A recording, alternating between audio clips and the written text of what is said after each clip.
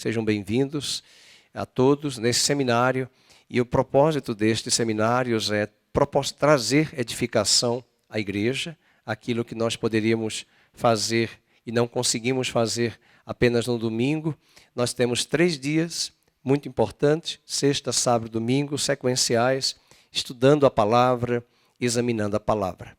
Eu queria, antes de qualquer, abrir a Bíblia, trazer o texto, mostrar e apontar para você, que talvez você que chega aqui no culto, seja membro ou não, existe toda uma preocupação nossa de Deus resolver os nossos problemas, de Deus resolver os nossos conflitos e angústias.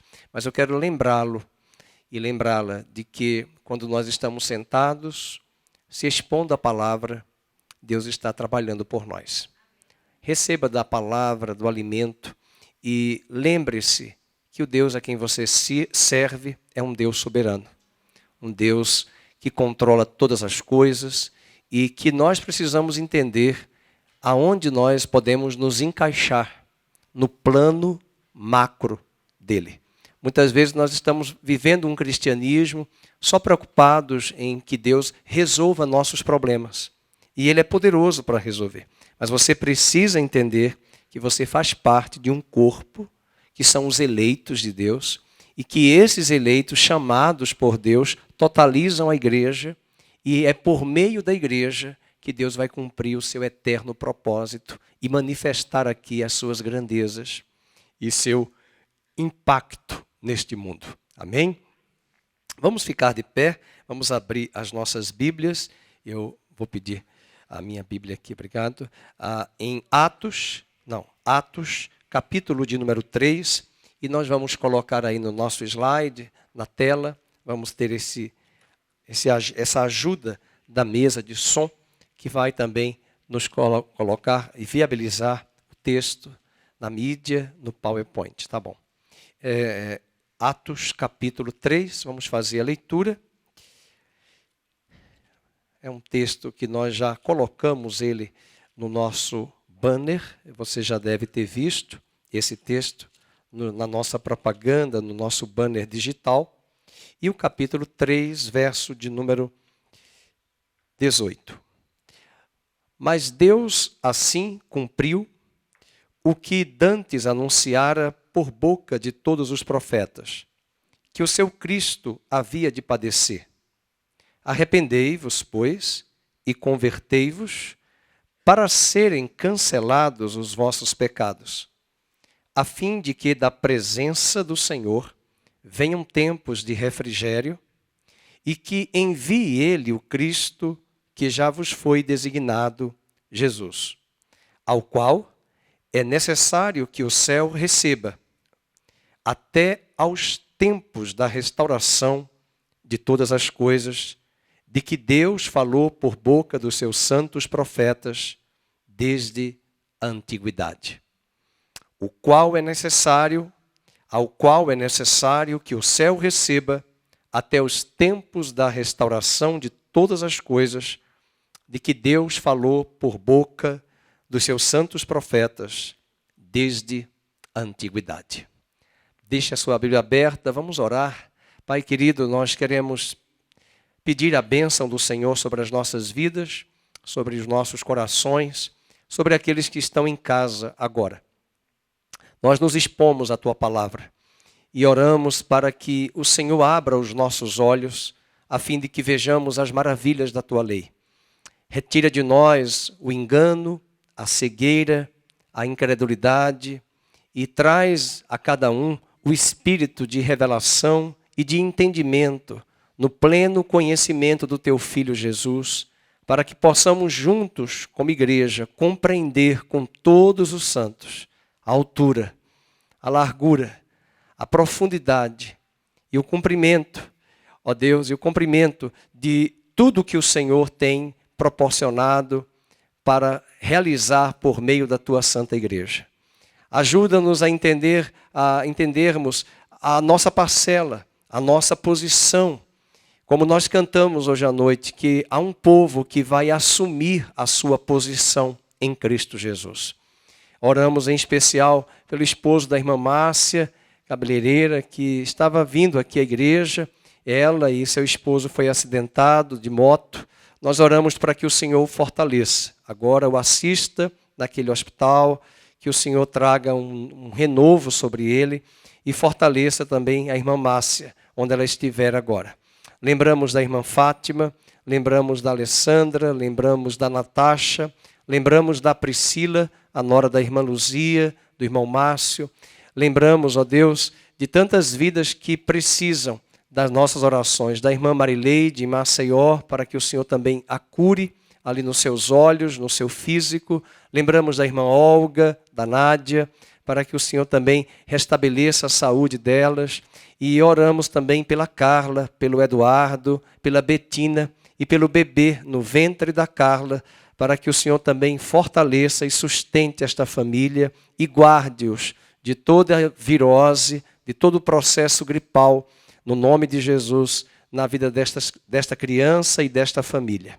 Fala conosco e todos aqueles que chegaram aqui sejam edificados e enquanto comemos do teu pão, que o Senhor esteja suprindo cada uma das nossas necessidades, no nome de Jesus. Amém. Você pode sentar. Esse texto é um texto muito importante. Acabamos de ler um dos melhores sermões do apóstolo Pedro na igreja de Atos. O capítulo 3, Pedro está anunciando no templo em Jerusalém acerca da vinda do Messias. O Messias que já tinha vindo na primeira vinda, que morreu naquela cruz por nós, que instaurou para mim e para você uma nova, eterna e superior aliança. O público que Pedro está se dirigindo é um público de judeus, na sua maioria. Todo aquele auditório ali presente conhecia as escrituras do Velho Testamento. Conhecia a palavra revelada por Moisés. Conhecia a palavra revelada pelos profetas. E ambos disseram que o Messias viria. Agora o Messias chegou. Ele veio, como disse Isaías no capítulo 53, como uma ovelha muda para o matadouro. Ele haveria de ser moído e pisado como uma azeitona, como uma uva no lagar. Essa era a metáfora e a alegoria que o profeta Isaías teve da vinda de Cristo, chamada por nós de primeira vinda. E ele veio para pagar uma dívida e um preço muito alto que nenhum de nós poderia pagar. Essa dívida agora já foi paga lá na cruz do Calvário. E, portanto, quando ele ressuscitou, ele tornou-se as primícias da ressurreição. Ele agora é o cabeça de uma nova criação, porque Adão era o cabeça da primeira criação. Mas Adão peca, transgride e imputa sobre esta criação o pecado e seus tentáculos. E Cristo agora, ressuscitado, se tornou na cruz pecado, o primeiro Adão, cancelou a nossa dívida, se tornou o que nós éramos, filho do pecado, para que nós pudéssemos nos tornar filhos de Deus. E ao ressuscitar, o autor de Hebreus vai dizer que Jesus agora é o primogênito de uma nova criação. Ele é o cabeça de uma nova criação que Deus agora confia a ele, a Cristo, que será a antítese do primeiro Adão. Não existe segundo nem terceiro. Nós chamamos muitas vezes o segundo Adão. Paulo chegou a dizer, mas na verdade não existe um terceiro e nem um quarto. É o segundo e último Adão. E agora para o autor de Hebreus, uma vez que ele subiu à direita de Deus Pai, para o autor de Hebreus, começaram ali os últimos dias. Entre a primeira vinda e a segunda vinda de Cristo, nós estamos vivendo nesse hiato, nesse espaço entre a primeira e segunda vinda. Nós chamamos, como os profetas e o próprio Pedro e o próprio autor de Hebreus considera, os últimos dias. Veja que nesses últimos dias, entre a primeira e a segunda vinda, nesse sermão de Pedro, você tem algumas curiosidades. Por exemplo, no capítulo 3, verso 18. Deus assim cumpriu o que dantes anunciara por boca de todos os profetas. Cumpriu o quê? As profecias de que o Messias viria e morreria por nós naquela cruz. Entretanto, o seu Cristo havia de padecer. Portanto, Pedro deve estar a se referir em Isaías 53. Ele deve estar a pensar em textos em que os profetas profetizaram e anunciaram. Miqueias, no capítulo 5, disse: "E tu, Belém, menor tu és de todas as cidades, é de ti que sairá o Salvador, aquele que há de reinar e governar sobre todos." Se cumpriu a profecia.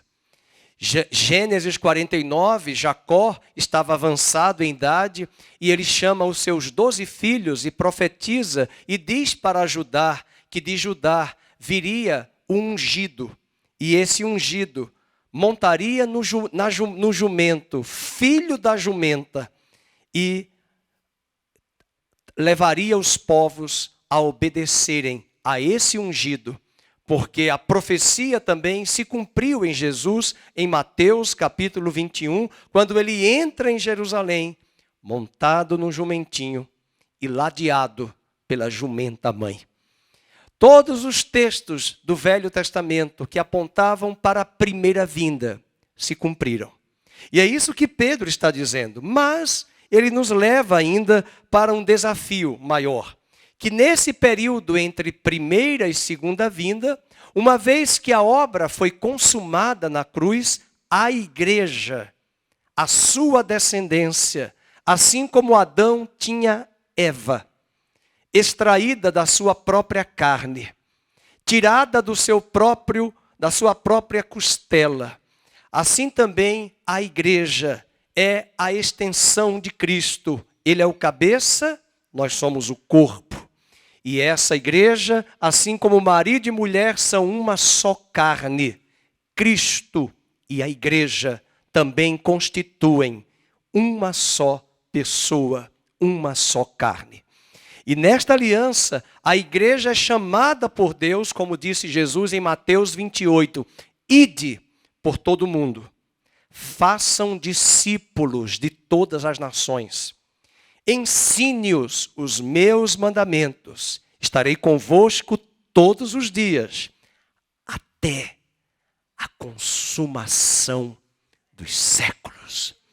Se aqui é a consumação dos séculos, Pedro vai nos dizer até que haja a restauração de todas as coisas. Todas as coisas serão restauradas.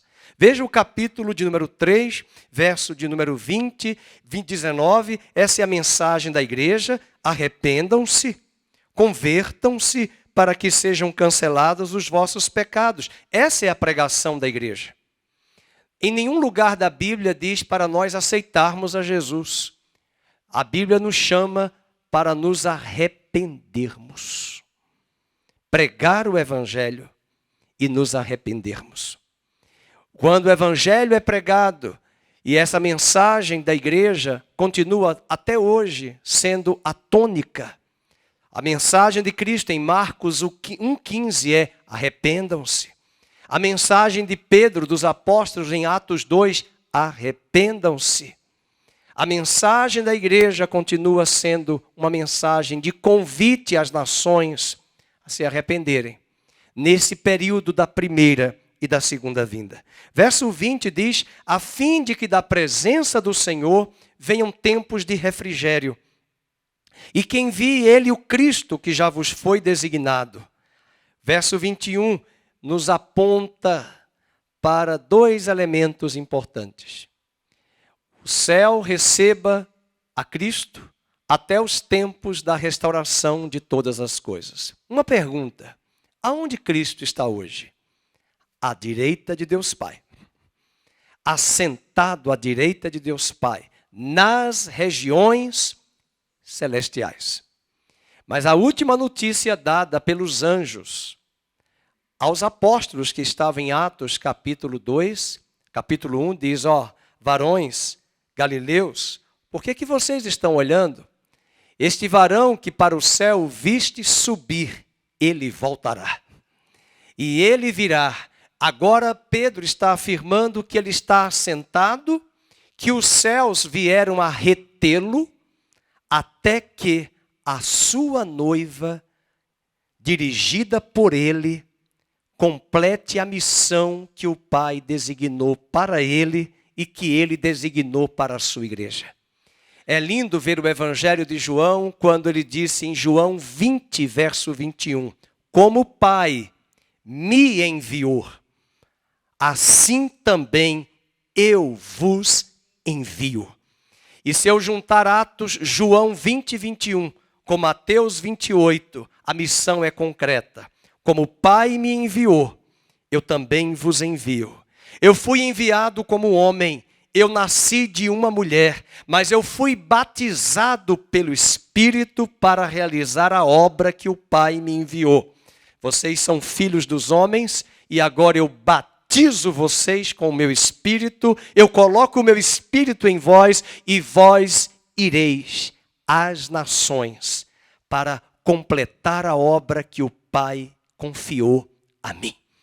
Essa é a missão da igreja. A igreja é chamada apostólica. A apostolicidade não é da igreja de Roma. A igreja de Roma se apropriou como centralizadora, como se fosse uma igreja mãe de comando. Mas o comando não é da terra de Roma. O comando é dos céus, de Jerusalém celestial, onde Cristo habita. Esse comando é do cabeça e ele leva a sua noiva, a sua igreja espalhada entre as nações, a pregar o evangelho, a ensinar as nações. Ide e fazei discípulos de todas as nações, até a consumação dos séculos. Cristo está hoje assentado à direita de Deus Pai. Há uma mensagem profética de garantia de que Ele voltará e de que Ele virá. E Pedro vai nos dizer que vamos nós, eu e você, apressarmos a sua vinda. Como é que nós apressamos a vinda dele? Pregando o Evangelho. Seja em palavras, seja em atitude. Seja entendendo o nosso papel e a nossa função no corpo de Cristo. E Pedro vai nos dizer agora para os últimos dias, aos tempos da restauração de todas as coisas de que Deus falou por boca dos seus santos profetas. Portanto, eu gostaria de tomar emprestada a palavra de Pedro aos tempos de restauração de todas as coisas. Vamos para o slide primeiro que nós havíamos colocado. Vamos abrir em Hebreus capítulo 1. Abra comigo a sua Bíblia. Hebreus 1, verso 1. Nós vamos manter aí na tela, Renan, não há nenhum problema, nós vamos abrindo. E os irmãos que estão em casa vão anotar esses textos, porque a ideia é um seminário. Pregação, você tem muitas no YouTube.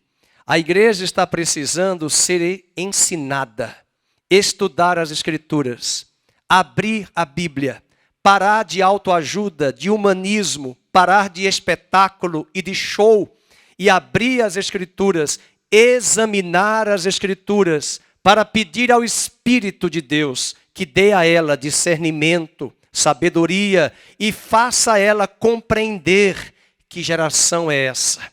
Em que tempo nós estamos no relógio de Deus?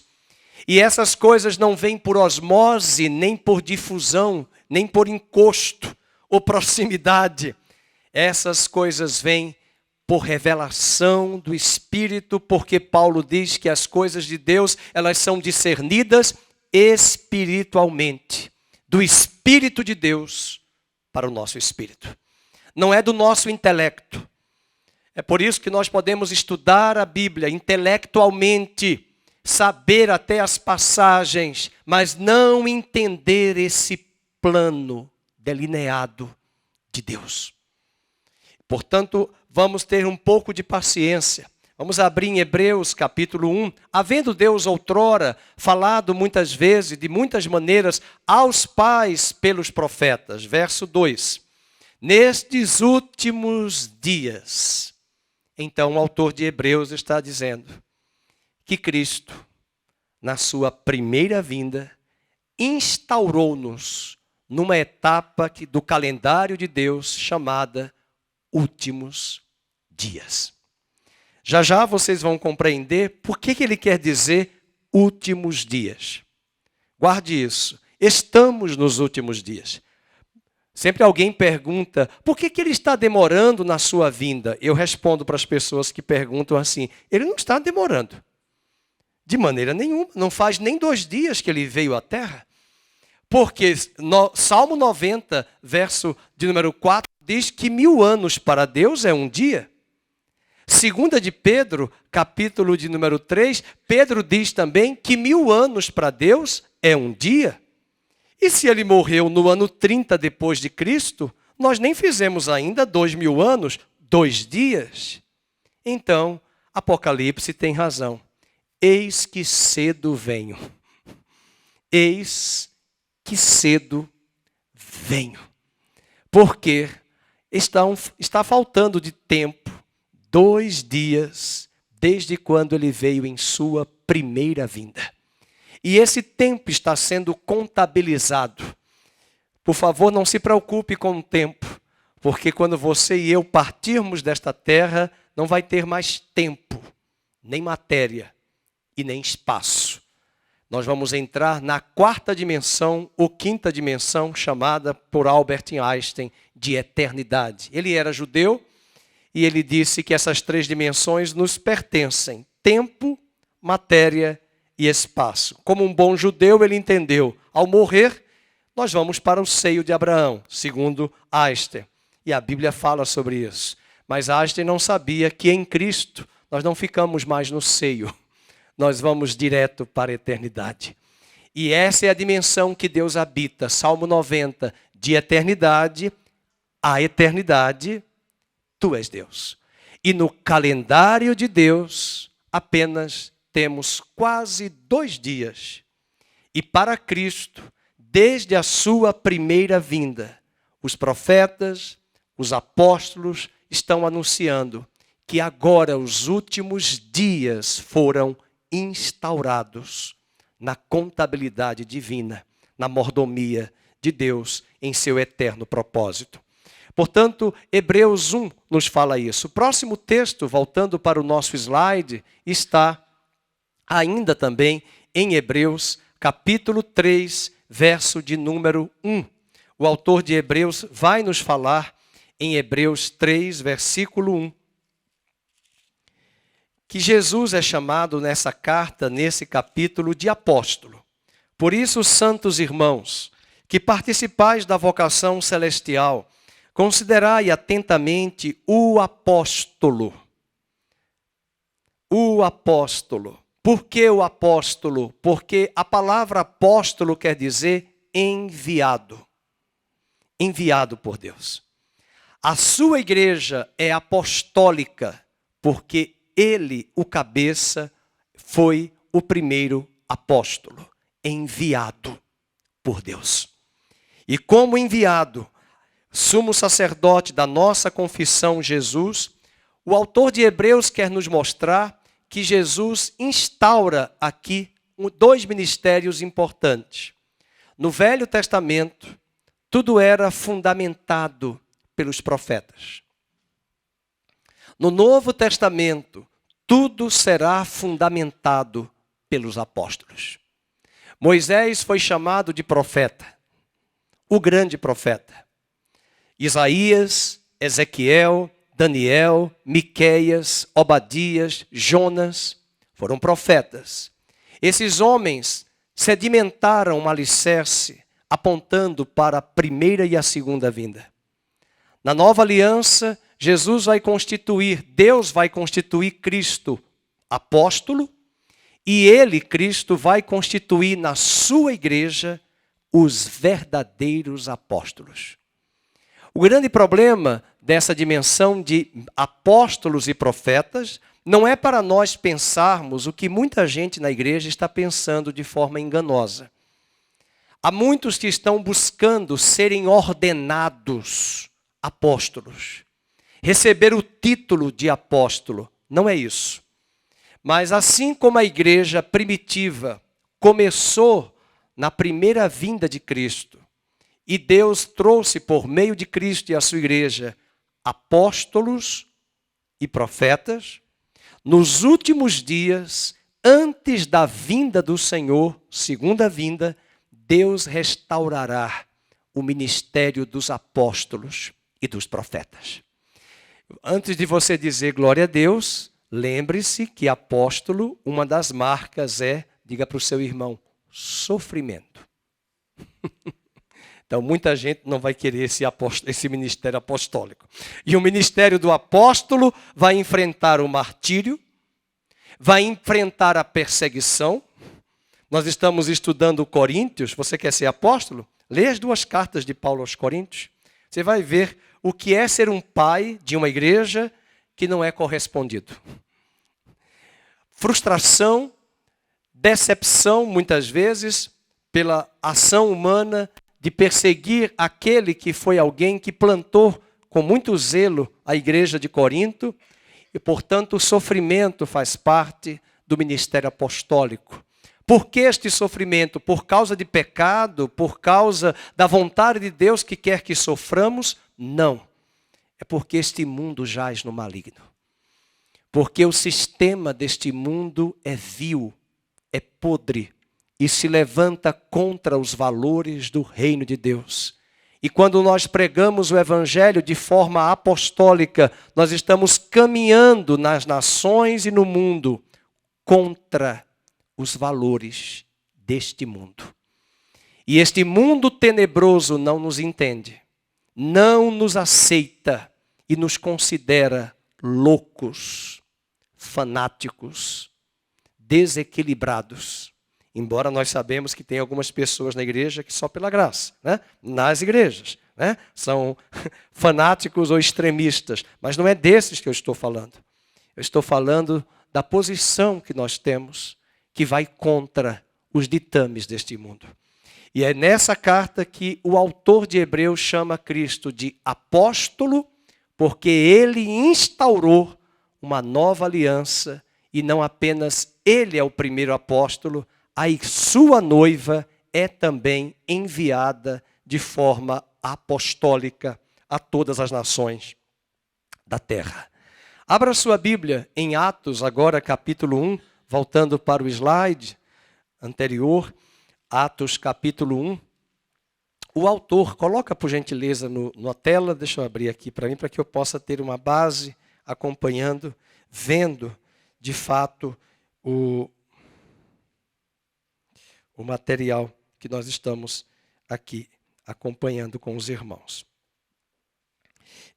Atos capítulo 1, verso de número 1, 2 e 8. Atos 1, 1, depois o verso 1, 2 e 8. Atos 1. O evangelista Lucas está escrevendo esse livro, é um dos livros que falam para nós no Novo Testamento sobre os primeiros 35 anos da igreja primitiva. E ele diz: escrevi o primeiro livro, ó Teófilo, relatando todas as coisas que Jesus começou a fazer e a ensinar. Até o dia em que, depois de haver dado mandamentos por intermédio do Espírito Santo aos apóstolos que escolhera, foi elevado às alturas. E ele foi elevado às alturas, mas no verso 8 ele diz à sua igreja: mas recebereis poder ao descer sobre vós o Espírito Santo, e sereis minhas testemunhas, tanto em Jerusalém, como em toda a Judéia, até aos confins da terra. Depois, em Atos, capítulo de número 2, verso 19 ao 21, Atos 2, verso 19, ele mostra a vinda do Senhor, a segunda vinda, aquele dia com D maiúsculo. Não é um dia de 24 horas. É o dia da sua vinda. É o dia em que ele vai cumprir o que Zacarias falou. Um dia singular. Naquele dia a terra vai parar. Os céus vão parar. Porque o Todo-Poderoso levantar-se-á e manifestará o seu nome, a sua glória e a sua majestade e a sua identidade. E é por isso que João diz, todo olho verá, toda a língua confessará e todo joelho se dobrará diante dele. E os profetas anteveram, no versículo 19 e 20 do capítulo 2, diz, mostrarei prodígios em cima no céu e sinais embaixo na terra, sangue, fogo e vapor de fumaça, o sol se converterá em trevas e a lua em sangue, antes, leiam, que venha o grande e glorioso dia do Senhor. Então ele virá.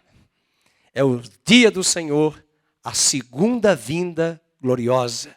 Nós chamamos em grego a parúzia, a vinda gloriosa de Cristo. É por isso que dois animais se encontram no capítulo 5 de Apocalipse. Dois animais que para nós, na zootecnia, não se combinam. O cordeiro e o leão. E no capítulo 5 de Apocalipse diz que João viu no trono o cordeiro de Deus e o leão da tribo de Judá. Na verdade, ele viu a primeira e a segunda vinda. A primeira como ovelha muda. A segunda, ele vem bramindo. Lembro daqueles filmes da década de 70, de 80, quando começavam, né, quando os filmes, sempre aparecia o leão ali na cena para mostrar, é esse leão. Tão famoso lá no livro de Crônicas de Nárnia, de C.S. Lewis. Interessante que os filmes de C.S. Lewis, o filme que a Disney Pictures fez a partir do livro, né, sempre termina com o nome do leão, agora eu esqueci o nome dele. Aslan. O Aslan, sempre no final do filme, ele está junto ao mar. E de repente ele desaparece. É que o mar para a humanidade é um desafio. Você olhar para o oceano e dimensionar como é o outro lado. E é isso que o Aslan no filme nos convida, no livro de C.S. Lewis, o leão. E a toda a expectativa dos personagens de Crônicas de Nárnia é ir para o lado onde Aslan está. Nós iremos em breve, mas antes de irmos, ele virá em glória, em majestade. Veja o versículo 20, ele diz, antes que venha o glorioso dia do Senhor. E acontecerá que todo aquele que invocar o nome do Senhor será salvo. Portanto, o profeta, o apóstolo Pedro, traz a profecia de Joel e ele está dimensionando já e apontando para a segunda vinda de Cristo, embora ele está vivendo no início da primeira vinda de Cristo, o apóstolo Pedro. Portanto, vamos ver agora essa confirmação da segunda vinda em Hebreus 9, 27 e 28. A maioria conhece esse versículo para mostrar que não existe reencarnação, e não existe mesmo. É um texto muito usado, é Hebreus 9, 27, mas esse texto tem uma promessa maravilhosa. Não é só para olhar, para mostrar que não existe reencarnação. Esse texto vai nos apontar que Cristo virá. E o autor de Hebreus diz assim no verso 27, e assim como os homens está ordenado morrerem uma só vez, vindo depois disto o juízo, leiamos o 28, assim também Cristo, tendo se oferecido uma vez, para sempre, para tirar os pecados de muitos, aparecerá segunda vez, sem pecado, aos que o aguardam para a salvação. Aparecerá segunda vez. Recentemente, uma personagem muito famosa no Brasil, no mundo inteiro, líder de uma igreja, veio a dizer que Cristo tinha pecado.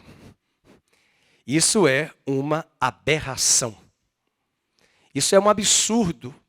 Se isso viesse de um grupo religioso cético, né, ocultista, de uma outra religião, mas da cristandade, é a prova de que nós estamos perto da vinda do Senhor, porque Paulo disse que alguns apostatariam e mudariam as doutrinas de Cristo e até blasfemariam contra Cristo, dizendo, como nós acabamos de ouvir há 2 meses atrás, acho que até menos, de que Cristo pecou e Cristo tinha pecado. Isso é um absurdo, queridos.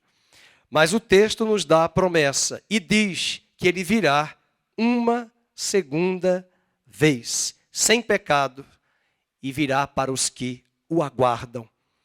Aleluia.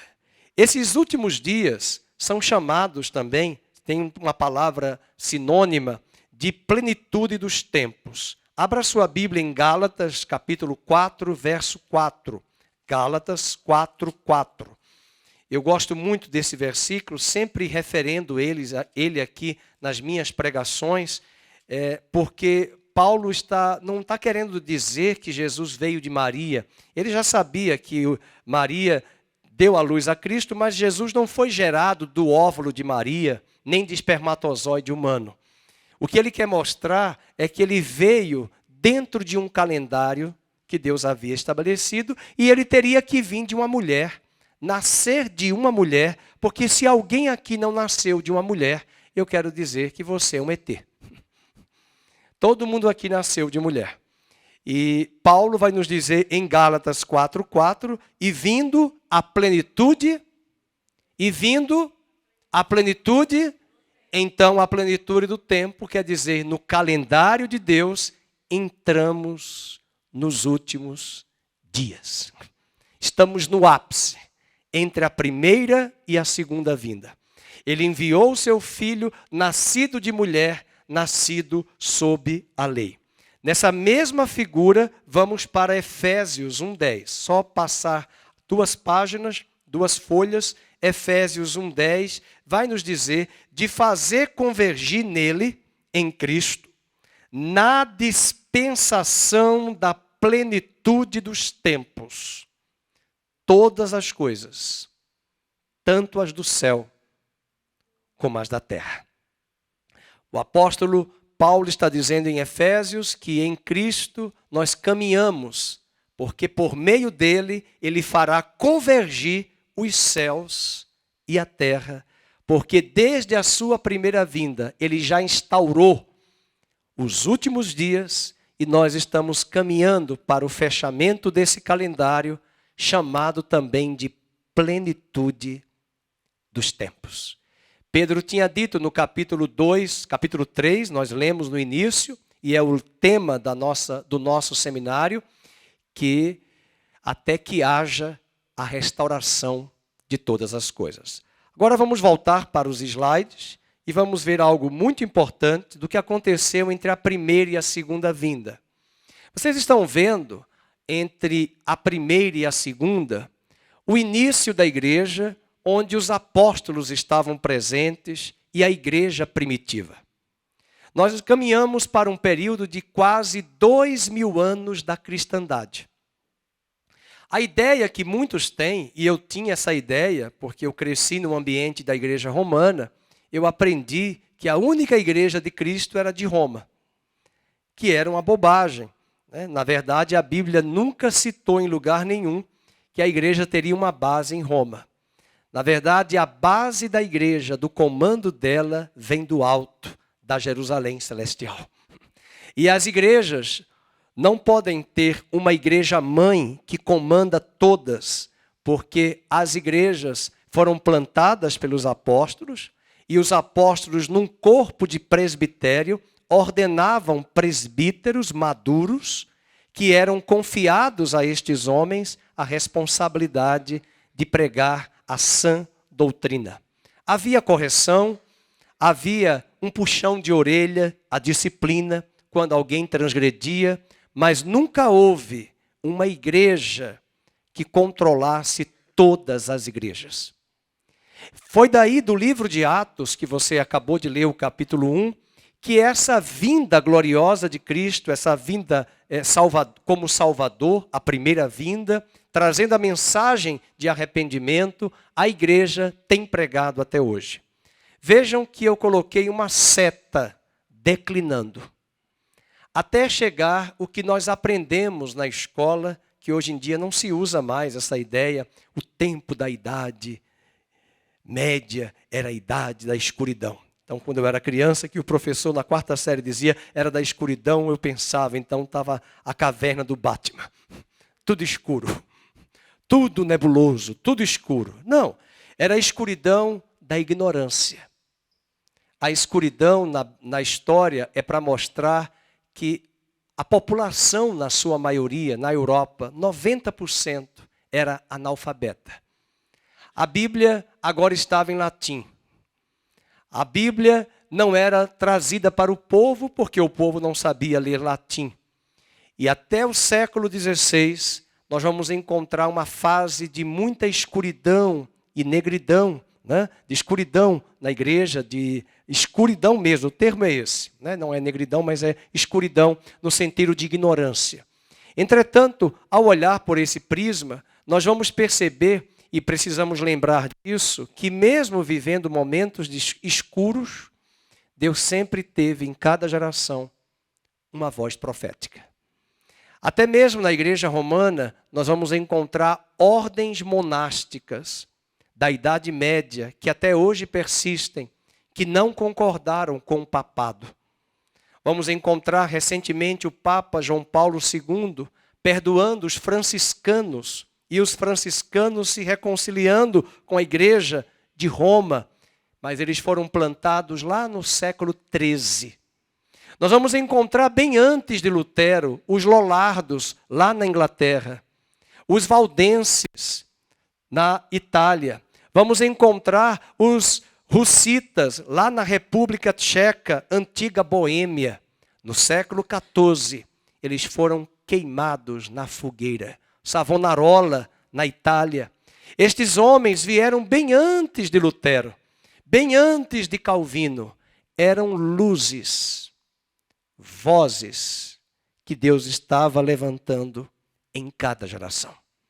Essa igreja declina e perde o poder, perde a autoridade, perde a pessoa do Espírito Santo que liderava a igreja, que conduzia a igreja. E nós vamos ver o que levou a essa igreja a chegar a esse patamar de esfriamento.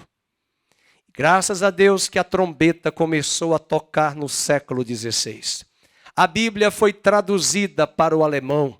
A Bíblia foi traduzida para o inglês. Você tem uma Bíblia aqui. A nossa Bíblia é da tradução de João Ferreira de Almeida. Você sabe quem é esse homem? Era um português de Portugal. E esse homem tomou a Bíblia de King James, do rei Tiago. Quem assistiu ao filme O Livro de Eli? O Livro de Eli é um filme tremendo. E ele, no final, vai dar a dica de que ele traz o prefácio que está na Bíblia King James. O rei Tiago pediu para fazer aquela tradução em inglês. E foi essa versão traduzida do hebraico e do grego para o inglês, onde agora o inglês, que é uma língua viva, eles começaram a traduzir a Bíblia dessa versão para vários idiomas, do inglês para o francês, do inglês para o espanhol, do inglês para o português. E essa versão chegou até nós. Essa Bíblia começa a ser lida, proclamada no dia 31 de outubro, famoso de 1517, que Martinho Lutero coloca as 95 teses na Catedral de Wittenberg, na Alemanha. Começava ali uma jornada da trombeta de Deus despertando a cristandade na Europa. E eu quero dizer hoje à noite, você que está em casa, o espírito que estava no século XVI é o mesmo que está no século XXI, conduzindo a sua noiva em glória até que ela chegue à estatura de varão perfeito. Deus restaura no século XV o ministério da palavra. Deus restaura no século XVI. No século XVII, Deus restaura as igrejas ali na Europa, anglicana, metodista, batista, presbiteriana, as igrejas reformadas. E essas igrejas começam no século XVIII e XIX a fazerem missões. Deus traz o Espírito Santo e sopra no século XIX e XX em toda a terra, trazendo um novo Pentecostes, um mover do Espírito sobre a igreja. E até no século XX vimos uma explosão de curas, milagres, prodígios e maravilhas alcançando vidas. E desde o século XVI o que nós observamos, dá uma olhada na tela, é que essa igreja está subindo e amadurecendo para chegar à estatura de varão perfeito. Assim como a igreja começou, ela não vai terminar do mesmo jeito. Ela vai terminar madura. Jesus não vai casar com uma adolescente. Jesus não vai casar com uma criança. Uma adolescente e uma criança não sabe muito bem o que quer da vida, não tem senso de vocação, não tem senso de responsabilidade, mas uma noiva adulta, à estatura da varonilidade perfeita em Cristo, alcançará essa posição, vocação e missão. E Deus está chamando você e a mim nesse seminário para crescermos e amadurecermos até a estatura de varão perfeito. Amém? Não durma não, eu estou ensinando. Levante aí, acorde, sem evitar sai e tome um encorajamento nesta noite. Vamos para o próximo slide. Agora também vai ficar mais fácil de compreender isso. Eu não gostaria que você fizesse pergunta, porque eu estou dando o seminário agora explicando. Você pode fazer as perguntas no final ou mandar até pelo WhatsApp, que a gente pode responder amanhã. Mas eu quero lembrá-los que mesmo sabendo que alguns ensinamentos nos dizem que a Terra tem bilhões de anos, milhões de anos, isso eu não vou questionar e duvidar, porque no princípio criou Deus os céus e a terra. Então ele fez a matéria. E se a Terra é dita que tem tantos bilhões de anos pelos geólogos que estudam, eles estão calculando isso simplesmente pela molécula de carbono 14. Eles estudam isso e isso não é nada contraditório em relação à Bíblia. Mas quando olhamos para o homem veio do pó. E esse pó veio da matéria. Então é natural você encontrar um cadáver, um achado arqueológico, e os biólogos, os geólogos, os antropólogos chegarem ali e afirmarem, tem milhões de anos, tem tantos mil anos esse achado, esse cadáver, esse corpo, pela molécula carbono 14. Lógico, isso veio da matéria. Mas dizer que o homem tem milhões de anos na Terra, talvez eles estejam equivocados. Ou por que não dizer totalmente equivocados? É só olharmos para o calendário dos judeus. Se você está no ano 2022, vou pedir ao pastor Felipe que nos ajude, qual é o ano do calendário judaico desse ano que os judeus estão? 5.700, eu não sei se é 84, 82, eles estão contabilizando esse tempo desde os dias de Adão. É lógico que a Terra está bagunçada no calendário, porque o nosso é do Papa Gregoriano. 2000 é o calendário gregoriano, Papa Gregório. 2022 nós estamos. Mas o calendário dos muçulmanos começou no século 7, depois de Cristo, com o nascimento de Maomé. E o calendário dos judeus é bem anterior ao nosso, que é esse, 5.700 e alguma coisa, o pastor Felipe vai achar que ano é hoje que eles estão.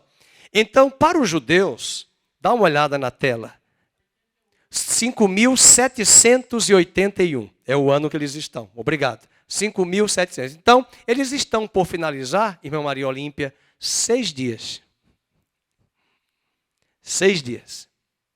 É que a nossa cabeça, ela é muito cartesiana. Ah, mas a Terra tem milhões de anos. Eu acabei de dizer que o versículo 1 de Gênesis é: no princípio, criou Deus os céus e a terra. Você sabe o restante do versículo? E a terra era sem forma e vazia. Pronto. Só isso. Quando você chegar lá, fique tranquilo. Você não vai nem precisar perguntar a Deus. Vai fazer assim: entendi. Tudo. Porque você não vai entrar em séculos. Você vai entrar na eternidade. Então, quando a Bíblia diz no princípio, não o princípio de Deus, o princípio que ele instaurou: tempo, matéria e espaço, antes de Adão e antes de animais e árvores. Então, para que se preocupar com carbono 14, se apenas é um método de descobrir se o homem é pó? Ele veio do pó, que veio da matéria, e essa matéria Deus criou, sabe-se lá há quanto tempo, para ele, para nós, né? Porque para ele não tem bilhões de anos, são segundos, são dias. Mas quando ele traz o advento dessa criação de Adão, aí sim, dá uma olhadinha na tela. De Adão a Abraão, 2 dias. De Abraão a Jesus, 2 dias na sua primeira vinda. Será que de Jesus na primeira vinda, a segunda vinda, serão 4 dias? 6 dias? Mais 8 dias? Não. Ele disse no Decálogo em Êxodo 20:11, 6 dias trabalharás e no 7º descansarás. Já tentaram fazer uma semana de 10 dias, não deu certo. Já tentaram fazer uma semana de 15 dias. Os médicos constataram que quem trabalha 7 dias por semana e não descansa, vai sofrer. Até eu sinto no meu corpo quando eu não descanso um dia para dormir o que eu deveria dormir nos outros dias. E eu sinto no meu corpo a necessidade de um dia para descansar. E cada dia do descanso que Deus nos dá, 7º dia, é para apontar para a humanidade que Ele virá e nós descansaremos nele. Santo Agostinho viveu no 4º século da era cristã. E ele tem uma das frases mais lindas do livro de Confissões que ele escreveu. Nesse livro, Santo Agostinho nos diz: homem, lembra-te, teu primeiro dia não foi de trabalho, foi de descanso. Teu último dia, ó homem, é descansar em Deus. Adão foi criado no 6º dia, irmão Flávio. Mas o primeiro dia dele, que era o 7º de Deus, não foi para trabalhar, foi para descansar. Ele começa descansando e terminará na plenitude dos tempos, descansando em Deus, o seu Criador. E o autor de Hebreus diz no capítulo 4, resta para nós, o povo de Deus, um repouso sabático, um descanso. Não é para sermos legalistas, como um grupo religioso tira o sábado e usa de forma legalista. Não é preciso fazer isso. É para apontar, tem pessoas aqui que trabalham no dia de sábado, mas você tem um dia de descanso. Qual é o seu dia? Quarta-feira é o teu descanso. Descanse. Arrume a sua casa, mas também cuide do seu corpo. Porque se o Senhor não edificar a casa, em vão vigia a sentinela, e tolice seria trabalhar demais, porque Deus dá o mantimento e o alimento enquanto os seus filhos dormem. Portanto, nós temos, some os 6 dias, 2, 4, 6, entre a primeira e a segunda vinda, totalizando 7 dias na vinda dele no milênio. Nós temos uma profecia, vamos deixar esse slide na tela. Abra sua Bíblia em Oséias, capítulo 2. Nós temos uma grande curiosidade, capítulo 6, na verdade, de Oséias. Foi daqui que o ministério do Diante do Trono gravou aquela música, Vinde, voltemos ao Senhor, pois Ele nos despedaçou e nos sarará, fez a ferida e a ligará. Todo mundo conhece, mas se esquece que aqui tem a menção dos 2 dias. E ele diz, depois de 2 dias, Ele nos revigorará e viveremos diante dEle. Oséias está escrevendo esse livro para a casa de Israel. Israel que estava apóstata, apostatando da fé. O capítulo 6, ele diz em forma de cântico, Vinde, tornemos para o Senhor, porque Ele nos despedaçou e nos sarará. Ele fez a ferida e a ligará. Oséias está falando da promessa de Deus, de que Deus feriria Jerusalém e Israel. Oséias 6:1. Levando os judeus e os israelitas para o cativeiro da Babilônia e levando as 10 tribos do reino do norte dispersas sobre as nações, e as 10 tribos nunca mais voltaram. Essa profecia trouxe uma palavra de cura para os judeus em Babilônia. Eles ficaram 70 anos, mas eles voltaram para a terra. Mas escute, eles nunca tiveram autonomia. Eles nunca tiveram a identidade de voltar a ser uma nação. Como nós dizemos aqui, e os nossos políticos gostam de dizer, um Estado democrático de direito. Eles não tiveram essa autonomia. E o versículo 2, ele dá a pista. Depois de 2 dias,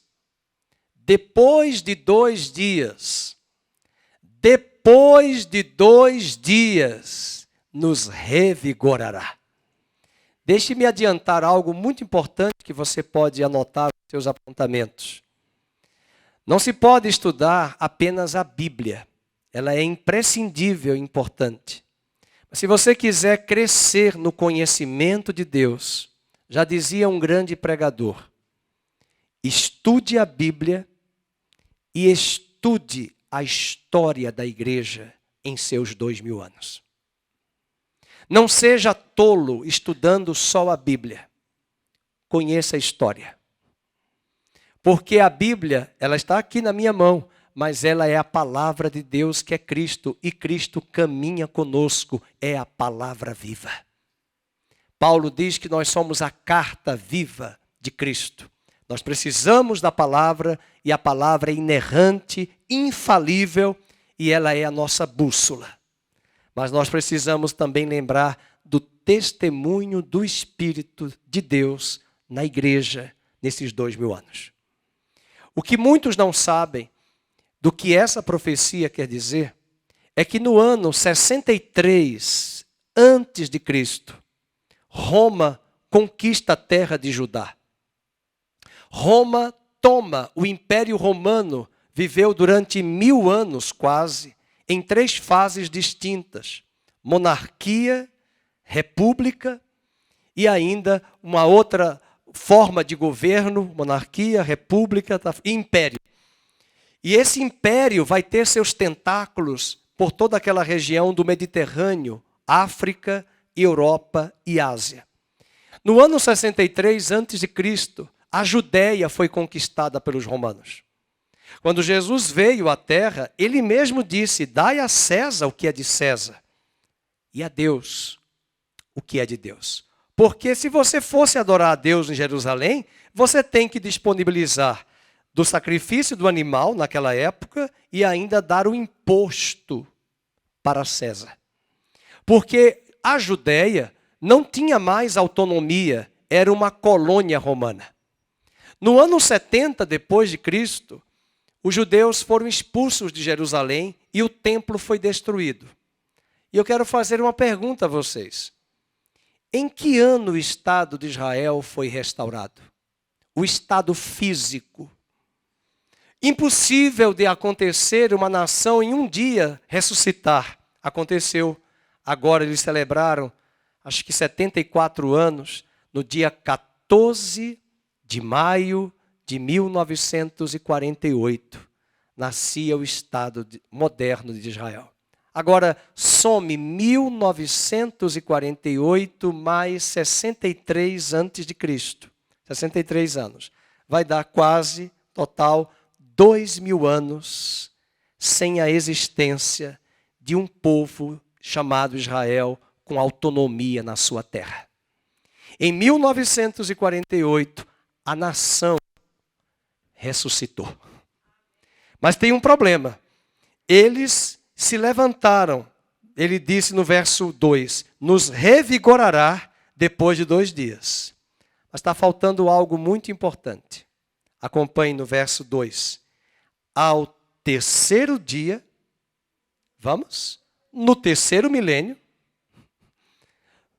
nos levantará.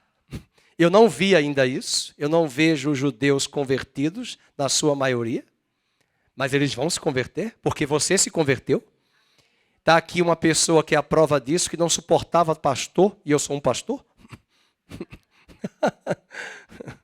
Eu não gostava de crente, de igreja evangélica, e Deus me pegou. E por que Deus não pode agora, nessa noite, entrar nas sinagogas e abrir os olhos dos judeus? A profecia vai se cumprir, porque depois de 2 dias, ele vai levantar Israel, e ele diz, e viveremos diante dele. Aleluia. Esses 2 dias são mencionados, e algo está profetizado de forma singular, que vai acontecer nos últimos dias, no finalzinho dos últimos dias, a redenção de milhares, ou por que não dizer de milhões de judeus que vão clamar pelo Messias. Deus não é o Deus dos judeus, é o Deus de todas as nações. Mas em Romanos 11, Paulo profetizou que os ramos da oliveira verdadeira, nos últimos dias, seriam reenxertados novamente. Nos últimos dias. E o autor desse livro, que é Oséias, está nos apontando para esse terceiro dia na dispensação aqui da nova aliança. Nós não somos dispensacionalistas, mas nós usamos o termo dispensação no sentido da nova aliança em sua instauração. Entretanto, nós conseguimos observar de forma clara 2, 4, 6. 6 é o número do homem. 7 é o número de Deus. E no 7º dia, descansaremos nele. E os judeus viverão diante dele se arrependerem e se converterem ao Senhor. Assim como os gentios hoje estão sendo alcançados pelo Senhor. E compondo a igreja de Cristo. O próximo slide tem também algo muito importante, que para mim é fascinante. Eu sempre gostei desse versículo. Abra sua Bíblia em 1 Timóteo, capítulo 3, verso 4 e 16. Algo que Paulo diz para nós é que grande é o mistério da piedade. Aquele que foi manifestado na carne, foi justificado em espírito, foi contemplado por anjos, foi pregado entre os gentios, entre a primeira e a segunda vinda. Vai ser crido no mundo, porque todo olho verá, e foi recebido na glória. Esse é um dos textos que, a primeira vez que eu li, eu fiquei encantado de pegar todas essas sequências. E eu coloquei um outro verso ali, João 1,49, e nós estudamos esse versículo domingo passado na escola, porque vocês estão lembrados que Jacó teve uma visão de uma escada? Quem já leu essa passagem? Ele dormiu numa pedra como travesseiro, não sei como foi possível isso, fazer da pedra um travesseiro. Ele dormiu. E naquela noite ele teve uma visão, um sonho, de uma escada. E aquela escada subia e descia anjos. Séculos se passaram, inclusive milênios, e quando Jesus começou seu ministério, Filipe chamou Natanael para conhecer a Cristo. E Natanael perguntou, pode porventura sair alguma coisa boa lá de Nazaré, da Galileia? Tem algum mistério aí, alguma coisa boa lá do norte? Ele disse, vem tu e vê. E quando Natanael se aproximou de Cristo, ele disse, quando Filipe te convidou, eu vi que você era um verdadeiro israelita. E Jesus vai dar uma resposta para ele no capítulo 1, vamos ver, verso 49 a 51. Eu faço questão de mostrar esse texto, João, capítulo 1, verso 49 a 51. Então exclamou Natanael, mestre, tu és o filho de Deus, tu és o rei de Israel. Por quê? Porque Jesus disse, quando Filipe te chamou, eu te vi debaixo da figueira. E aí ele responde no verso 50, por que te disse que te vi debaixo da figueira, crês? Pois maiores coisas do que estas verás. E acrescentou, em verdade vos digo, leiam, que vereis o céu aberto e os anjos de Deus subindo e descendo sobre o Filho do Homem. O que ele viu foi a escada. O que ele viu, a menção quando Jesus disse, tu és um verdadeiro israelita. Mas o primeiro israelita foi Jacó, porque seu nome foi transformado para Israel. E agora Jacó teve a visão da escada, ele vê Cristo, acompanhe, ligando os céus à terra. E quando olhamos para esse capítulo e voltamos lá para o slide em 1 Timóteo, capítulo 3, verso 14 e 16, eu montei para vocês um esquema que vai nos ajudar a entender essa escada e a primeira e a segunda vinda. Vamos para o próximo slide.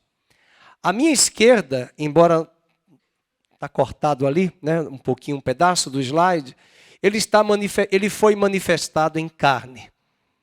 O Verbo se fez carne e habitou entre nós. Na primeira vinda, quando Jesus disse na cruz, Pai, está consumado. Ele entregou a sua vida por nós. E quando o autor de Hebreus disse que ele ressuscitou, olhem para mim, o Pai disse para ele em Hebreus 1, tu és meu filho, eu hoje te gerei. Mas um detalhe, ele perdeu a paternidade de Deus na cruz. Ele se tornou pecado e morto. Separado. Mas ele vai ser o primeiro a ser justificado em espírito. O espírito dele recebeu a justiça de Deus e ele se torna agora primogênito de uma nova criação. Para Paulo, na sequência, vamos aprender, ele foi manifestado em carne. Ele foi para a cruz e na ressurreição ele foi justificado em espírito. E quando ele subiu aos céus em Hebreus 1, ele foi visto por anjos. Aleluia. Salmo 24 diz, levantai, ó portais eternos, para que entre o Rei da Glória. E quem é o Rei da Glória? Porque os anjos olharam para ele. Quem é ele? É um homem, mas esse homem vai entrar no céu? É o primeiro homem que entra no céu. E os anjos o contemplam. E o autor de Hebreus diz, e todos os anjos o adorem. E pela sequência de Paulo, na ordem do processo e do plano, ele foi manifestado em carne. Ele foi justificado em espírito após a ressurreição. Ele foi visto pelos anjos quando ele entrou como homem e Deus. 100% Deus e 100% homem. Essa foi a primeira vinda, igreja. Agora, olha para a escada. Entre a primeira e a segunda, ele está ordenando a sua igreja a pregar acerca dele aos gentios. E a igreja está pregando aos gentios acerca da sua obra salvífica, redentora, de que ele já veio, mas que ele virá. E ele está agora recebido na glória. E nós estamos aguardando a última fase, na segunda vinda. Ele será crido no mundo. Ainda que o mundo inteiro não o reconheça como seu legítimo e único Salvador, todo joelho se dobrará e toda língua confessará que Ele é o Senhor, para a glória de Deus Pai. Para Paulo, o grande mistério entre a primeira e a segunda vinda. Vamos ler a sequência, volta ao slide anterior. Na sequência, ele diz, grande é o mistério, aquele que foi manifestado na carne, justificado em espírito, contemplado por anjos, pregado entre os gentios. Uma pausa, nós estamos aí. Nós estamos pregando acerca dele a todas as nações. Ele será crido no mundo e recebido de novo na glória, porque Paulo diz em Coríntios, capítulo 15, 24 ao 29, que Jesus, o último Adão, vai entregar o reino a Deus o Pai na sua segunda vinda. E, portanto, fechará um ciclo dos últimos dias entre a primeira e a segunda vinda, voltando para o slide. Acerca desse cenário tão bonito que você consegue ver a escada de Jacó ligando os céus e a terra, levando os homens ao arrependimento pela pregação do Evangelho. É esse plano perfeito que Deus tem traçado, que nós estamos vivendo entre a primeira e a segunda vinda. Mas eu tenho um fato que eu gostaria, antes de chegar ao final, no encerramento, trazer algumas questões importantes. Eu sei que a hora está chegando, mas eu quero avançar alguns slides sobre o que aconteceu naquele declínio da igreja e o que está por acontecer na restauração dessa igreja até a plenitude dos tempos. Próximo slide. Nós vamos encontrar a influência que essa igreja teve de contaminação sobre ela. O primeiro aspecto foi o legalismo judaico. Eu quero voltar, Rogério, aquele slide do declive e da subida da igreja entre a primeira e a segunda vinda. Ok. Então nós vamos ver o que aconteceu durante a morte dos apóstolos, o que aconteceu até o 4º século da era cristã, até o advento da reforma protestante, como essa igreja foi influenciada e como Deus tem tentado até hoje limpar a sua noiva para prepará-la como noiva na estatura de varão perfeito para se encontrar com seu noivo. Vamos ver um pouco da história, avançando aí naquele slide onde nós paramos. Primeiro, a grande influência negativa foi o legalismo judaico. Nós temos aí alguns subtópicos desse legalismo judaico. Primeiro, o fundamentalismo. O legalismo, uma coisa é você ter fundamento, outra coisa é você ser extremamente rigoroso em relação à letra, à verdade, mas não ter compaixão, amor e relacionamento com Deus. O fundamentalismo religioso maculou a igreja e nós herdamos isso do judaísmo. Outro elemento é a tendência de termos uma linha vertical com Deus, que é muito preocupado com um relacionamento vertical. E nós esquecemos, olhe para a pessoa que está do seu lado, o horizontal. É por isso que nós vamos perceber, lembram das ordens monásticas? Os monges, os monastérios, é eles e Deus. Deus e eles. Mas e o outro? Olha o que a pandemia fez de estragos. Olha também o que os excessos de lockdowns também fizeram de estragos. Não se morre apenas de Covid, se morre de depressão. Há muitas pessoas que também estão desejando estar aqui na igreja. Mas nós sabemos ainda das circunstâncias, das viroses, dos vírus, né? Dos discursos que são trazidos até nós, são verdadeiros, alguns deles, e outros são radicais, mas nos privam da comunhão. E ser igreja não é só focar o vertical, é preciso o horizontal. Quando você inverte o horizontal e coloca só o horizontal, isso é socialismo. Isso até religiões do ocultismo desenvolvem. Ah, você precisa ajudar o próximo. Mas eu tenho que ajudar o próximo. Mas eu preciso primeiro acertar-me com Deus no vertical. Eu preciso do vertical. E o judaísmo tem muito disso, essa linha vertical. Outro elemento negativo que a igreja aprendeu e que Deus quer limpar a igreja, irmãos, no século 21, é a justiça própria. Porque eu faço, porque eu tenho, porque eu sou isso, porque eu ajudo na igreja, porque isso é o homem.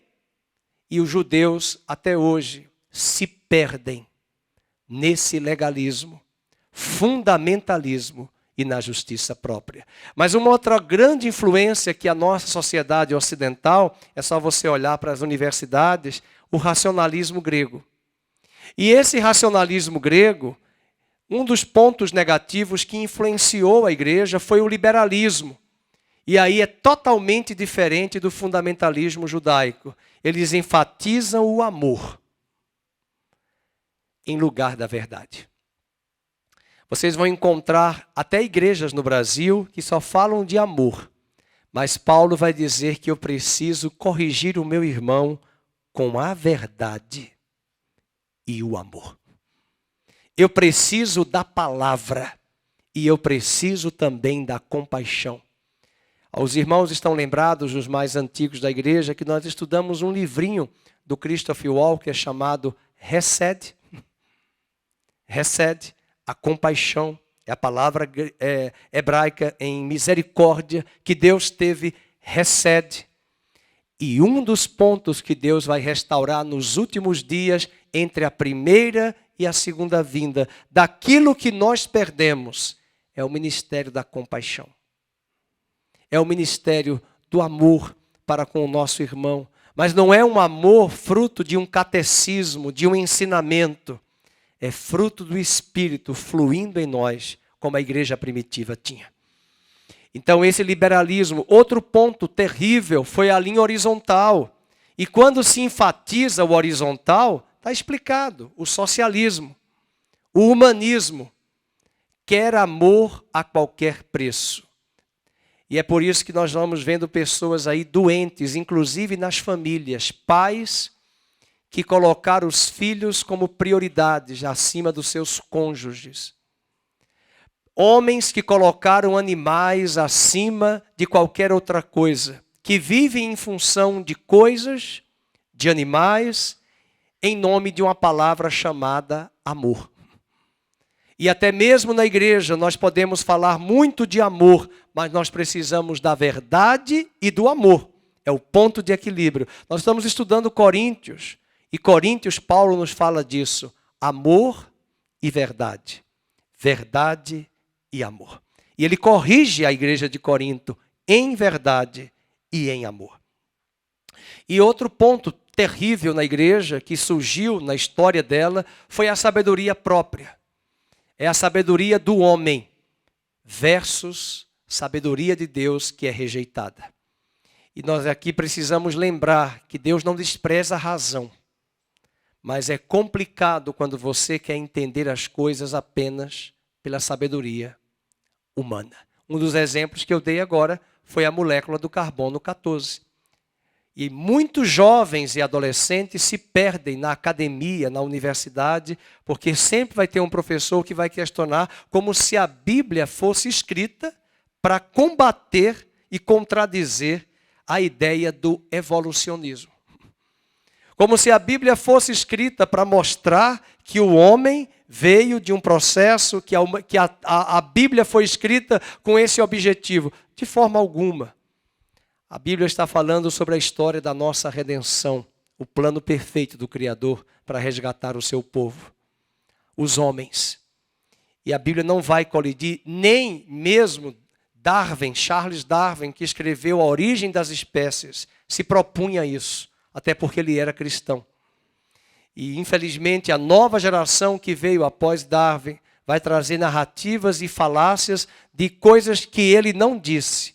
Mas ele apenas aponta que algumas espécies evoluíram e nunca disse que o homem veio do macaco. Mas que o homem veio de um ancestral comum do macaco. E não que o homem veio do macaco. E aí os homens começam a se perder na loquacidade frívola, como disse Paulo. Porque focam a sabedoria do intelecto. E se esquecem que Paulo nos disse que as coisas de Deus são entendidas de espírito para espírito. E até o nosso culto é racional. Então, cuidado para não ficar apenas na sabedoria. Um exemplo disso, eu gosto de explicar para as pessoas não crentes, né?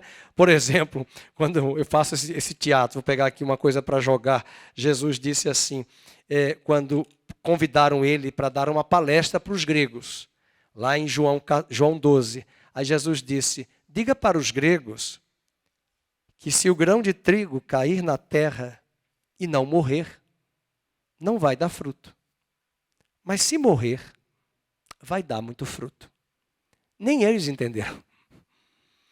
E Jesus responde à altura do auditório que convidou ele, porque os gregos queriam mostrar que só era sábio e culto quem interpretasse enigmas. E Jesus acabara de lançar um enigma. O enigma é simples.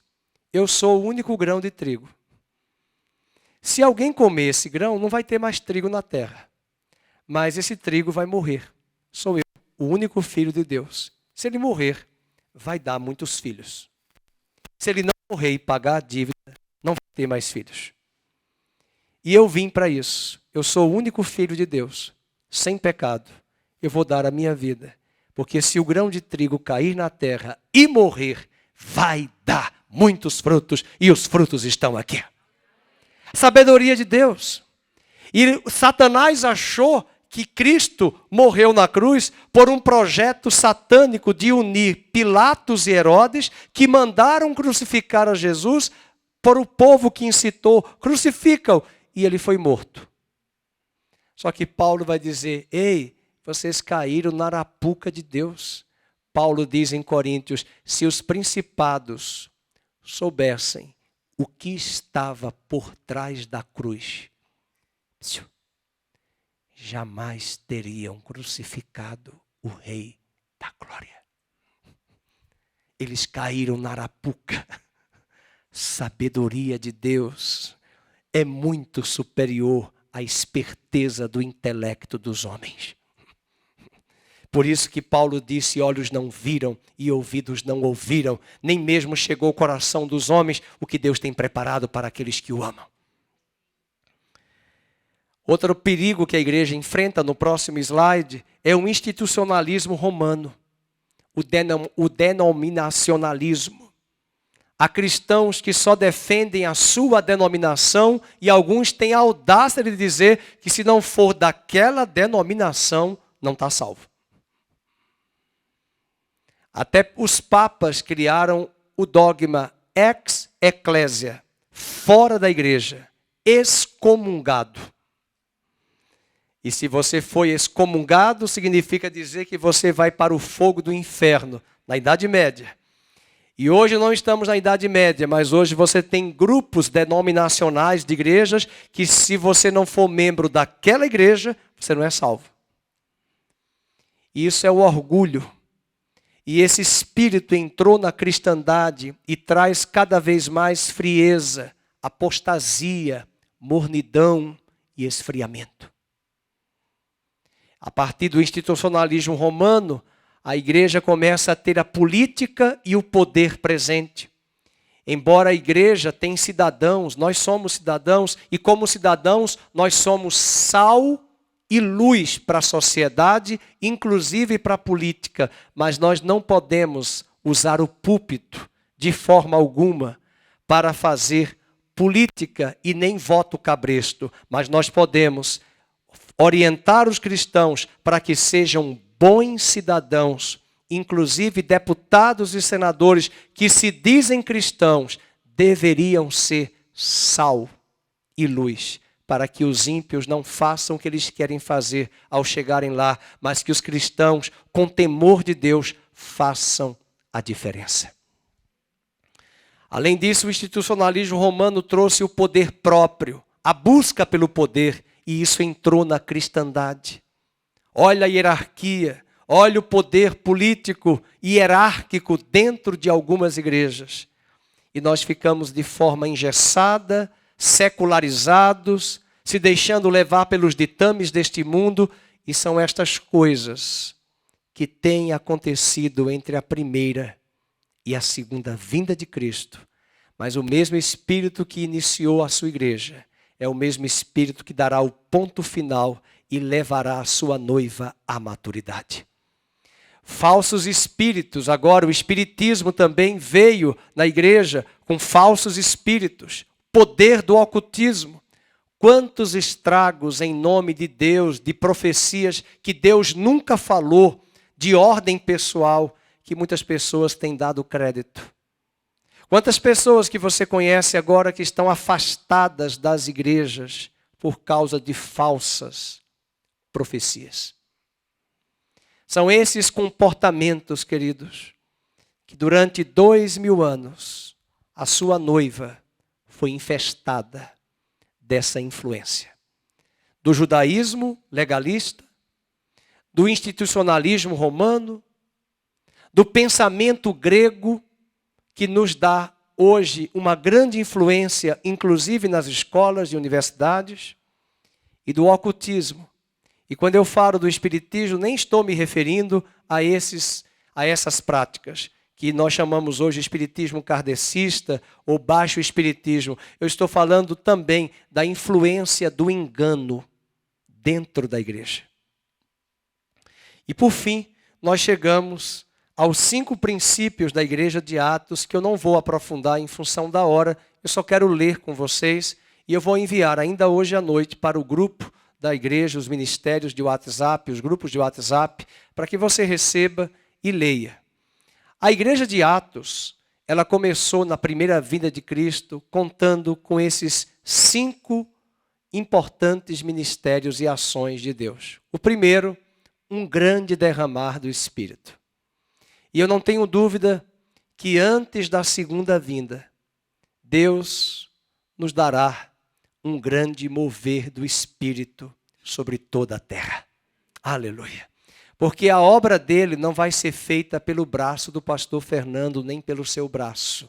Não é por força, não é por violência. E a igreja diz o restante, mas é pelo meu Espírito, diz o Senhor dos exércitos. A segunda coluna que a igreja assumirá é o ministério dos apóstolos. E por favor, não me entendam mal. Nós não vamos ressuscitar os títulos de apóstolos. Nós vamos ver a unção apostólica de Deus sobre a igreja. E sabe aonde esta unção vai estar? Olhe para a pessoa que está do seu lado, sobre você. Por onde você for, se a sombra de Pedro curava as pessoas no caminho, imagine no século 21, a sua sombra, Cristo em nós, é a esperança da glória, e nós vamos orar pelos enfermos, eles serão curados, nós vamos expulsar demônios, nós vamos pregar o evangelho, nós vamos orar e as pessoas serão curadas e transformadas, não por nós, mas pelo poder de Deus. É o ministério dos apóstolos, e a Bíblia diz que esse ministério teve perseguição, teve sofrimento. Não fique pensando em ministério apostólico com apóstolos que hoje andam até de segurança e carro blindado. Esses são falsos apóstolos. São estrelas hollywoodianas. Não. Os apóstolos da nova aliança eram dados ao ministério de servir as pessoas, de ministrar em suas necessidades e eram marcados por perseguições, sofrimentos, mas ao mesmo tempo, quando se levantavam, usavam de autoridade de Deus e prodígios e maravilhas aconteciam. Terceira coluna que Deus vai levantar, pode passar o próximo, é as multidões convertidas. Veremos multidões lá em Atos 2, em Atos 4, em Atos 5, eram quase 2.000, daqui a pouco 5.000, e o número foi crescendo. E Lucas vai dizer em Atos 12 que a igreja crescia e multiplicava o número de discípulos. Um quarto ponto que eu sou muito apaixonado e desejo ver isso na nossa igreja é a comunidade. É o lado da comunhão. É o lado que nós vamos fazer agora, quando terminarmos o culto. Vamos ter uma koinonia, palavra grega para comunhão. E uma das doenças que estamos sofrendo no século 21 não é faringite, nem amidalite, é koinonite. Inflamação da comunhão. Estamos inflamados, machucados, é a geração de mimimi, ninguém falou comigo, ninguém me cumprimentou, vou sair da igreja, ninguém gosta de mim, a geração dodói, a geração mimimi que reclama. E essa geração precisa entender da importância da comunhão. E como nós temos visto, quanto a comunhão faz diferença. A pergunta que eu faço: com quem você abre o seu coração quando você enfrenta problemas? Você não pode se abrir para qualquer um. Você não pode abrir a sua vida para qualquer pessoa. Mas você precisa de relacionamentos de aliança. A queda de Adão levou o homem a se esconder de Deus, e a palavra que Adão disse: eu me escondi e tive medo. E um dos problemas hoje que nós temos no século 21 é que nós temos muitas distrações que tentam macular e mascarar as fugas, as culpas e as vergonhas aqui dentro. Mas é tão bom quando nós temos um irmão que nos ama. E a Bíblia diz que o amor desse irmão em nós cobre uma multidão de pecados. Muitas vezes você já teve a experiência de abrir a sua vida para alguém e ao invés dessa pessoa te ajudar, te condenou mais ainda. Se você está errado, ela deveria te corrigir em amor, confrontar você em verdade e em amor, mas mostrar o caminho da cura e da compaixão. E um dos problemas que enfrentamos nas igrejas contemporâneas, elas estão lotadas. Algumas hoje se tornaram até boates, porque está tudo pintado de preto, é dark, né? Parece que gostam da caverna de Batman, né? Tudo escuro, porque é um show, tem que ter barulho, tem que ter som, mas quando nós entrarmos em crise, nem Rivotril resolve.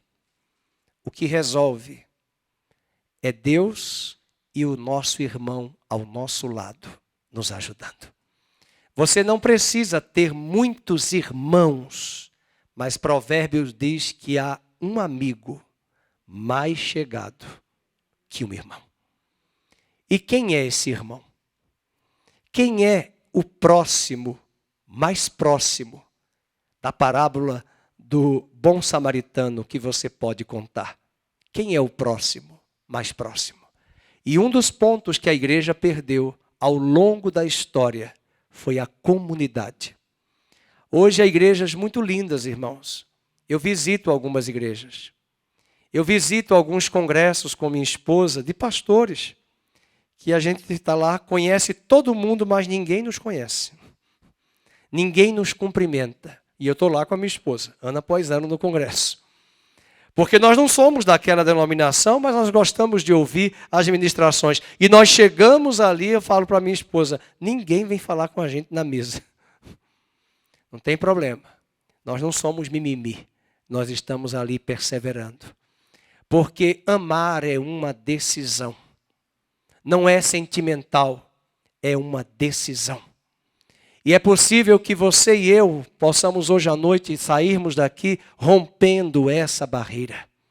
Saindo do nosso mundinho e pensando o que é que eu posso fazer por aquele irmão. Quem é aquele irmão que está nos visitando hoje? Eu estou aqui do púlpito, eu estou vendo que tem gente nova aqui. Não é hora de terminar o culto e eu ficar, Fernando, só conversando com a minha patota. Eu tenho que saber quem é esse irmão. Quem é essa irmã? Será que isso é uma missão só minha do pastor Fernando? Não, é sua. Você precisa fazer amigos. E eu quero lembrar a igreja que Jesus tinha amigos, e eu posso dizer os nomes deles. João ficou tomando conta de Maria, mãe de Jesus. Jesus tinha irmãos amigos como Marta, Maria e Lázaro. E essas pessoas, no ciclo de amizade, são importantes na igreja de Cristo para sermos curados, sarados e termos suporte. O pior é que tem muitas pessoas que fazem amizade com utilitarismo, só para se utilizar da pessoa e depois descartá-la. É mais ou menos assim, eu vou grudar na irmã Maria Olímpia para que ela possa me ajudar em algumas coisas e pronto. E depois ela vai perceber que eu apenas me aproximei com fins utilitaristas, mas que não tinha compaixão e Cristo mediando a aliança. E o último, acho que ninguém vai gostar desse, mas é o que nós já estamos vivendo no Brasil, é a perseguição. E como a igreja era perseguida, quanto mais perseguida, mais ela crescia. Está preparado para isso? Não responda, porque eu também não vou responder. Que Deus nos capacite. Mas são essas colunas. Vamos lembrar a perseguição, a comunidade, as multidões convertidas, o ministério dos apóstolos com autoridade e ousadia e sofrimento, e o derramamento do Espírito. Entre a primeira e a segunda vinda, estamos aguardando, hoje na segunda vinda, a restauração de todas as coisas. Vamos colocar na tela, Atos capítulo 3, verso de número 19. Atos 3. E você vai ficar de pé. Vamos ler esse versículo agora. Vamos ler Atos 3. Eu convido o Ministério de Louvor. Nós vamos cantar Estes São Dias de Elias. E nós vamos ler duas passagens para finalizarmos. Atos 3. Porque estamos aguardando a restauração de todas as coisas. Todas as coisas. Versículo de número 21. Ao qual é necessário que o céu receba até os tempos de quê? Da restauração de todas. Ela declinou. Mas desde o século XVI, a trombeta de Deus está tocando para restaurar todas as coisas na igreja de Cristo. Amém? E o último versículo, Efésios, capítulo 4. Esse é o alvo que temos até que cheguemos à estatura de varão perfeito.